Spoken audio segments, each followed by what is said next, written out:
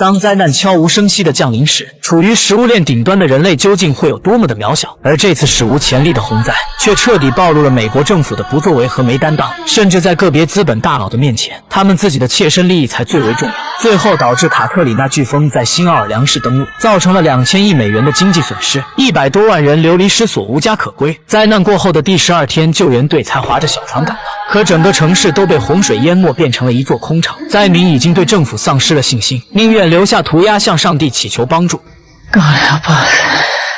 当救援队赶到纪念医院后，更是为之震惊。医院里整齐摆放着45名尸体，但他们不是被渴死，也不是被饿死，却是心甘情愿地选择了没痛苦的安乐死。而在飓风降临的这5天里，他们到底经历了什么，才会让他们主动放弃自己的生命？为揭开小伙伴和我的疑惑，时间倒退回到了灾难前。由于政府为安抚民心，没有如实说出灾难的严重性，导致1200名居民傻乎乎的都挤进了纪念医院。院长苏珊简单交代了一些应急措施后，命令将医院的空调开到最大，因为医院的备用发电机带不动整栋大楼的空调，所以趁现在城市还没有陷入瘫痪，尽量让室内降下温度。随着时间一点一点的过去，卡特里娜飓风开始逐渐体现，城市里陷入一片狼藉，怨声载道。此时大楼顶层出现了渗水的现象，于是负责人将电话打给苏珊求救。虽然同在一栋大楼内，但顶楼这一层隶属于另外一间医院，与纪念医院是2个完全不同的体系。想到这些，苏珊也表明了自己的立场，可对方仅用一句话就怼回了苏珊。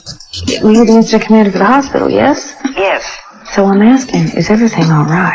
即便苏珊是应急指挥官，不过她毕竟只拿着纪念医院的福利待遇，但苏珊还是找到负责维修的大卫。而让大卫更担心的是，水位不断上涨会灌进医院的大楼，那时地下室的应急发电机将会停止工作，没有了电的话，医院里的200名患者只有死路一条。苏珊立刻询问大卫应急之策，可等待苏珊的回答又是那句推卸责任的话。You're the incident commander. 于是苏珊找到几个医院的骨干商量对策，可当他们知道水位上涨到1.2米时，大楼就会断电，立刻就不淡定了，因为按照这样来看，很快他们就会陷入危机。随后就有人向维修组长大卫发出灵魂拷问，大卫也明确表示，去年就提出过发电机没有防水的隐患，可直到现在你们高层也都是不闻不问了。情况紧急，苏珊再次追问他们该如何应对，但他们给出的回答却出乎苏珊的预料。Well, you're the incident commander. Jesus, could people stop saying that? 事到如今，他们还在回避责任。如果医院没有了，敢问他们谁又能存活？可灾难从来不会给你准备的时间。一瞬间，飓风变得更加猛烈，连接2栋大楼的通道也在激烈摇晃。如果一旦发生坍塌，那么他们将会面临更严峻的挑战。